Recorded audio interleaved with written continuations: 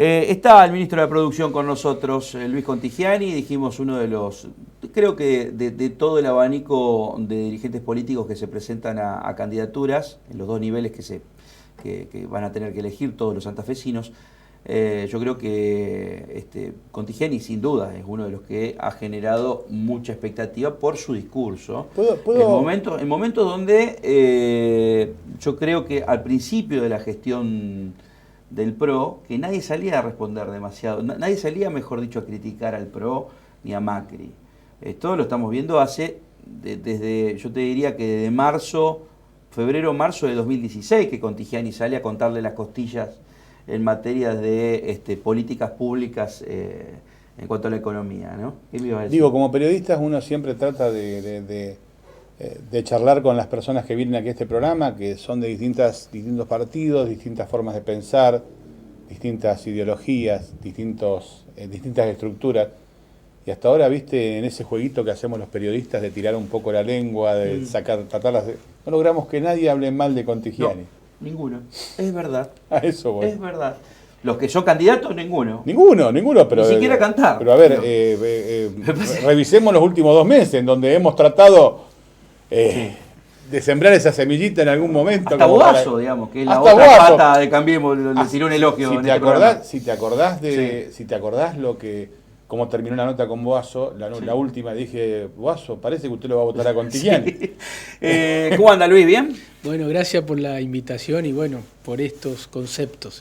Pero usted nota que hay mucha gente de la política que lo respeta, digamos, sobre todo porque tiene contenido político su discurso. Bueno, percibo que hay una buena relación, un diálogo político entre todos y yo trato de honrar la política. El concepto de honrar la política para mí es clave. O sea, yo trato de ponerle palabra a la política en tiempos donde la política se está reduciendo a meras imágenes que no dicen nada, o más allá de lo que diga la imagen, a momentos donde la política se va transformando en un reality show. Yo trato de honrarla y ponerle palabra. Y en eso de ponerle palabra, tengo un compromiso muy, muy fuerte, primero con mis convicciones y después con la idea. Y no trato de meterme con la persona, pero trato de ser consecuente, trato de ser apasionado, firme en mis convicciones, en la idea, en esto de ponerle palabra a la política. Y no entro en un debate, digamos, cuerpo a cuerpo, personal. Me parece que... diciendo Boazo es esto, o cantar es lo otro. Claro. A mí me habrán escuchado ser muy firme y muy contundente en algunas definiciones políticas. A ver, Contigiani, es el manual de la vieja política. Pero tener tu contenido, lo que vos vas a hacer, y no te preocupes por lo que dicen o hacen los demás. La diferencia entre la persona y la idea es fundamental, sobre todo fue en el siglo XX. Hoy parecería que no sería necesario, pero yo sigo cultivando esto, la diferencia entre la persona y la idea. ¿Por qué era importante en el siglo XX? Porque confundir persona e idea era una actitud fascista, y ustedes pueden de esto darme mucho más contexto que yo. Bueno, yo sigo cultivando esto y entonces puedo hablar con todos, libremente, con todos de todo, porque creo mucho en la idea, en la respuesta, en la reflexión. Luego, entre una persona que piensa la política y trata de reflexionar con sus limitaciones, como es en mi caso, pero trata de reflexionar, y entre el coaching, yo elijo lo primero. Me preocupa mucho esto del... ¿Ve muchos candidatos coacheados? Y sí, se nota, ¿no? Yo, como vengo diciendo, es como que hay una tendencia a un mismo formato, todo se reduce a un mismo formato de eje. No hables de economía, por ejemplo, eso es un... Bueno, esquivarle la palabra a la política, sacar la palabra de la política, ¿no? Esto que Durán Barba está escribiendo en un libro interesante, de separar la política de la ideología, ¿no? La sociedad como es. La tarea del político es interpretar a la sociedad como es, ya no cambiarla es un tema de ideologías. Hay que entender hoy, a partir de los focus group, a fondo, qué está pasando en la sociedad. Y yo ahí lo que estoy diciendo es, ojo que hay que leerlo, ¿no? Un tipo interesante, no lo estoy denostando, digo, es lo que está diciendo. Pero a la misma vez, yo digo que es interesante desde el punto de vista de la forma, que tenemos sobre todo del campo progresista y democrático, entender cómo hacemos un cambio muy importante en las formas de comunicar, de llegar a una sociedad altamente fragmentada y segmentada, sobre todo en la comunicación, pero el fondo no cambia. Finalmente en la vida uno va a estar de un lado, del otro, en el centro, al costado. Finalmente el fondo no cambia. Ese es mi desacuerdo hasta filosófico con estos sistemas de reality show. Contigiani, todos conocemos el discurso de Luis Contigiani, ministro de la Producción de la provincia de Santa Fe. A mi criterio, se lo dije personalmente ya en varias oportunidades, el mejor ministro de la Producción que hemos tenido desde la vuelta a la democracia a esta fecha. Digo, el más comprometido, el tipo que más estuvo en la zona, el tipo que se embarró las patas siempre y que estuvo siempre cerca de la producción, ¿no? Pero, digo, también tiene otra faceta. Los otros días veía en las redes sociales a su hija pintándole bigotes en un afiche Sí. en la calle. Digo, ¿cómo para tratar de conocer al otro Luis Contigiani, no al que siempre está con discursos de economía o de producción o de cómo se compone su familia y cómo toma su familia esto de que papá esté 22 de las 24 horas fuera de casa tratando de seducir bueno, un voto? Bueno, buena pregunta. Yo arranco un poquito más para atrás, si me permite. Sí, sí. Primero soy de Arequito. Mi mamá nació también en un pueblito muy chiquito, que en el departamento San Cristóbal, Aguara Grande, y la anotaron en Santurce y fue a vivir al Nochero. O sea que tengo en mi vida dos cruces muy distantes. Nochero, allá al norte de 9 de Julio, limitando con Santiago del Estero y Chaco, y Arequito viene en el sur. Nací en un hogar de padres trabajadores, humilde. Mi papá y mi mamá habrán tenido 6º y 7º grado, no más que eso. Los tengo fallecidos, soy hijo único. Su mamá falleció hace poquito, hace 3 meses. Sí. Pero me enseñaron una dignidad por la vida, por el trabajo, una dignidad muy grande por respetar la vida, ¿no? Por ser muy digno de la misma, ser muy digno de la misma, que la vida hay que ganársela, no para uno, hay que ganársela en el sentido trascendente de la misma, ¿no? Eso fue una herencia. Y siempre recuerdo a mis padres, sobre todo en estos tiempos que vivo, la felicidad que tenían para compartir la vida, ¿no? La sencillez. Yo cuando me veo rodeado de mucho más cosas que tenían mi viejo o mis viejos, a veces no puedo vivir el aquí y ahora como vivían mis viejos, con los vecinos, el barrio, jugar al truco, las bochas, el asado en el taller. ¿Por qué piensa usted que porque son es tiempos, otra cultura, es otra sociedad? Porque creo que aquella cultura o generación de mis padres tenían un concepto de la felicidad que era compartir la vida. La nuestra, el concepto de felicidad se reduce a consumir, que es otra cosa. Consumir y sálvese quien pueda. Correcto. Y había una red social muy diferente. Es un debate que tengo con mi hija. Bueno, soy casado, tengo 3 hijas, una de 27 que es Romina, otra de María Clara que tiene 6 años y María Emilia que tiene 1 año y 1 mes. Y bueno, son gente que no tiene nada que ver con la política, no viene del mundo de la política, hasta son despolitizadas y me sirve a mí hacer una gimnasia de comunicación permanente, porque yo cuando en mi casa hablo de política, que es muy pocas veces hablo de política en mi casa, pero cuando hablo y trato de explicar a María Clara, que tiene 6, o a mi hija 27, o a mi esposa, hago una especie de gimnasia, digo, bueno, si tengo que hacerme entender con ella, me sirve para hacerme entender, ¿no? Porque ante todo, porque hoy el divorcio entre la sociedad y el microclima político es real. Y ahí hay un cambio, Ahora, un tema a trabajar. Yo quiero ir ya que estamos hablando de su vida cotidiana, a mí una de las cosas que a mí más me llamó la atención es, usted es inquilino, usted alquila. Uh-huh. Usted alquila, o sea, usted sabe, digamos, lo que es vivir A ver, yo creo que de los 10 funcionarios con más posibilidades de ser diputado nacional, yo creo que debe ser el único. El único que alquila. Entonces, por lo que estuve averiguando antes de esta entrevista. Ese es un mundo, yo alquilo. Ese es un mundo de vulnerabilidad, un mundo donde lo más posible que vos seas parte de un sujeto absolutamente pasivo, no te defiende nadie. Entrás en un mundo donde no te defiende nadie, que pueden estar las inmobiliarias, que pueden estar los propietarios, el acceso a la casa. Los negocios de fideicomisos. Los fideicomisos. Que después no cumplen. Los fideicomisos que estafan a la gente. Bueno, entonces digo, ¿qué se le puede decir? Arranquemos, digamos, con eso, ¿no? Porque no se habla de ese mundo, de un montón de gente que no tiene acceso a la vivienda. Bueno, tal vez, en mi caso le digo que si tengo un sueño familiar es llegar a construir un techo para mi familia, porque conseguir un techo es como tener un pedacito del mundo, ¿no? Y bueno, mi papá construyeron su casa, que ahora es la casa paterna, que con el fallecimiento de mi mamá está en Arequito.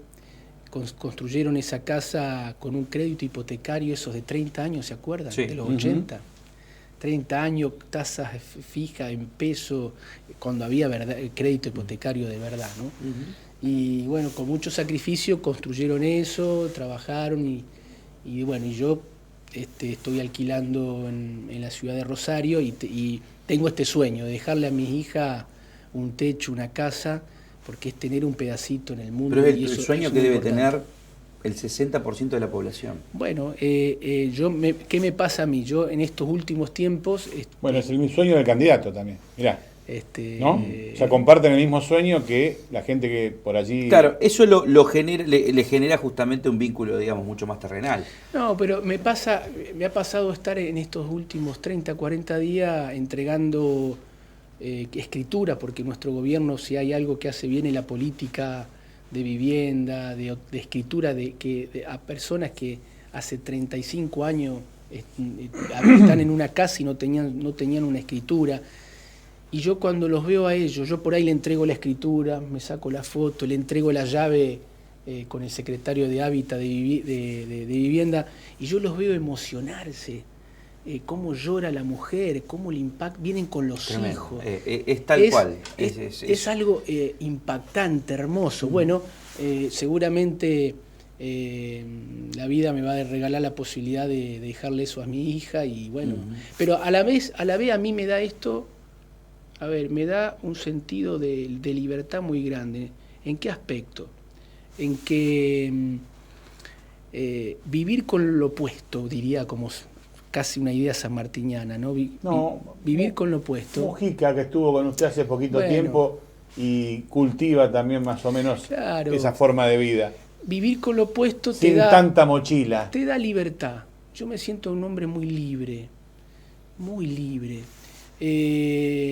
De esto de vivir sin red, con lo opuesto, de estar siempre jugándomela, y me hace muy libre. Y por otro lado, ya que usted tocó el tema Mujica dice algo muy importante, que el político tiene que volver a vivir como el común de la gente, que la gente va a volver a reconciliarse con la política en términos de democracia y transformación, si ve que el político, no por discurso, sino por acciones concretas, vive la vida de ellos. Bueno, eso es un aspecto interesante, ¿no? Que tenemos que recuperar en la Argentina, de que la política sea eso, el reflejo de la gente. Quiero meterme en la coyuntura, porque también tiene que ver con si usted estaría en el Congreso, ¿qué haría? Me encantaba, Rodrigo, hasta ahora. No, la verdad que... Pero, está bueno, un programa de una joyita de colección, ¿no? Bueno, a mí me tocó, digamos, ver todo lo que fue el evento de Pepe Mujica con usted, con Mario Galizzi, con Jorge Hoffman, pero la relación, digamos, de amistad que lo une a Contigiani con Mujica. Gracias, Sergio Buchara. Dígalo. Sergio Buchara, por supuesto. Gracias, Sergio Buchara, un gran compañero y político. Y gran presidente de los Verdes, de la Laguna. Exactamente. Los laguneros. Los laguneros. ¿Es para preocuparse lo del dólar? Por un lado sí, porque en la Argentina la economía y los alimentos están dolarizados. Usted, si tiene que explicar esto científicamente, no lo puede hacer. Pero en la Argentina es así. Pero Contigiani, la verdad es que cuando el dólar subió de 14 a 15, ya los comerciantes lo llevaron a 20. Bueno. Entonces ahora no tendría que... Recién hablábamos de góndolas, ¿no? Ahora lo van a llevar de 20 a 25 claro. Y van a seguir. Bueno, esta es la cultura, esta cuestión que tenemos, sobre todo en los últimos 40 años de la Argentina, ¿no? Esta cultura rentística de la especulación que atraviesa la sociedad, ¿no? Porque hablábamos del alquiler. Bueno, hoy me decía un comerciante de Aristóbulo del Valle, cerré el comercio del centro de Santa Fe porque me pedían 100.000 pesos de alquiler. Una locura. Cultura rentista. ¿Y quién regula eso? Nadie se puede meter porque todo es propiedad privada absoluta. Esto se lo digo a los liberales en la Argentina. Nadie se puede regular eso. No hablemos de regular los alquileres porque sería mandarnos a la hoguera, digamos.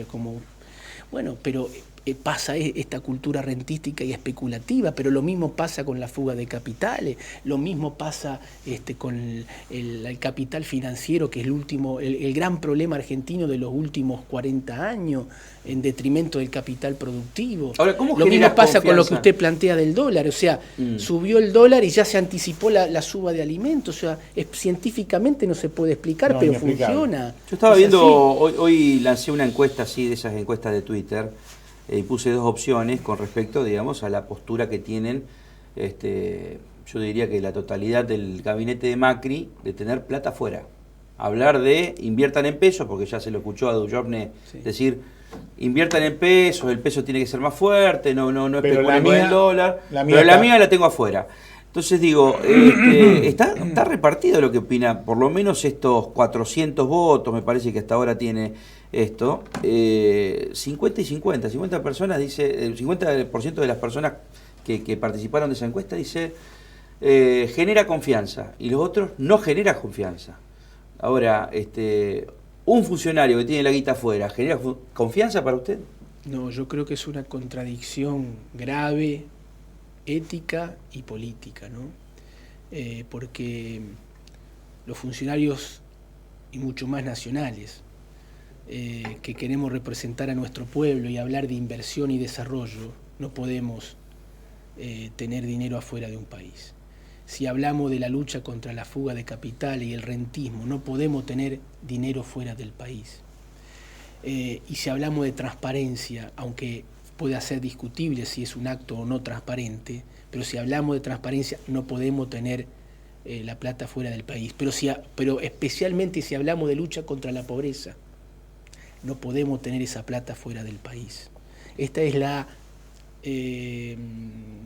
dos caras de determinada dirigencia política y empresarial de la Argentina. Esta contradicción que le hace muy mal y que tiene impacto real en la vida de muchísima gente. Entonces, volviendo a Mujica, ¿qué me diría, como me lo dijo en Uruguay?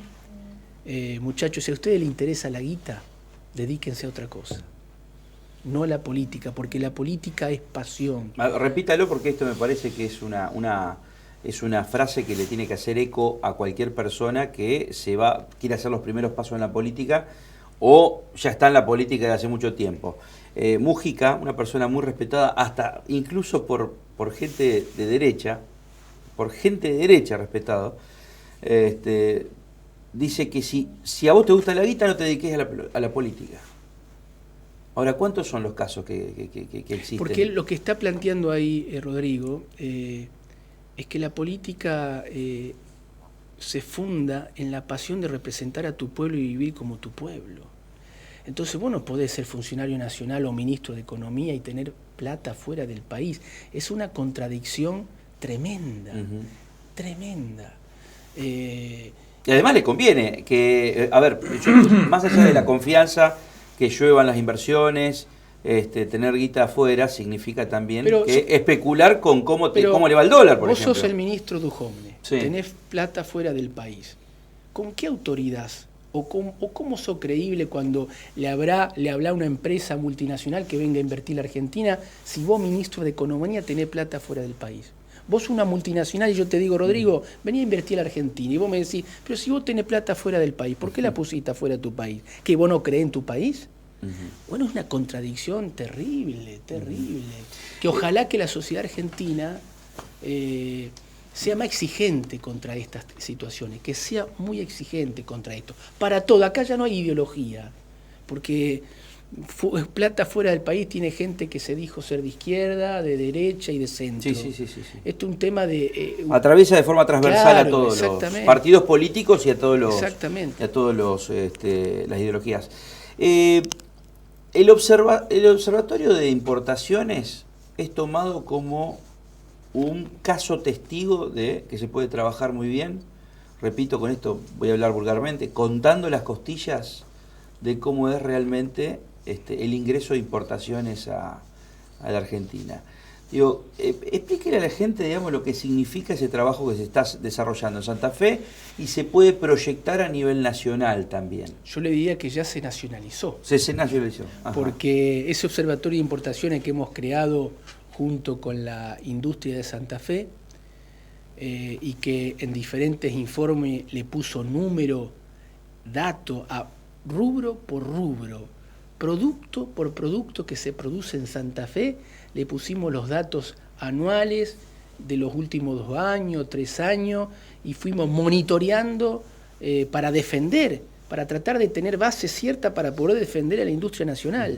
Bueno, el logro del Observatorio de Importaciones fue, primero, poner datos donde no había, monitorear con esos datos de situaciones de diferentes sectores industriales, que permitió algunos logros, como corregir algunas políticas, presionar que las cámaras empresariales hagan su propio lobby en defensa de la industria nacional. Pero lo más maravilloso que en un momento dado, sobre todo mediados del 2016, se nacionalizó sin haberlo buscado de nuestra parte. Lo tomaron los grandes diarios nacionales, las grandes radios nacionales, hasta llegó al Congreso Nacional. Sí, lo toman como antes era el índice Congreso, sí. Ahora, por ejemplo, para esa repercusión que tiene la entrada de importaciones, usted hoy estuvo en Aristóbulo del Valle, está lleno de negocios de ropa, calzado, hasta juguetes. Les debe tocar directamente el bolsillo. Claramente. Hablando de Aristóbulo del Valle, me preocupó algo de toda mi recorrida con los comerciantes. Están muy, pero muy preocupados en que avance la obra de Metrofex, ¿se llama? Sí, el Metrofe. Porque ellos dicen que no fueron consultados, no fueron... Bueno, esas son las decisiones que toma Corral unilateralmente. Juntaron firmas, 650 comercios juntaron firmas para parar la obra porque no fueron consultados. Y es más, están muy preocupados en que esa obra desvirtúe este shopping a cielo abierto que es Aristóbulo del Valle. Sí, lo digo porque... Lo parte al medio. Claro, Lo parte al medio. Claro. Yo no sé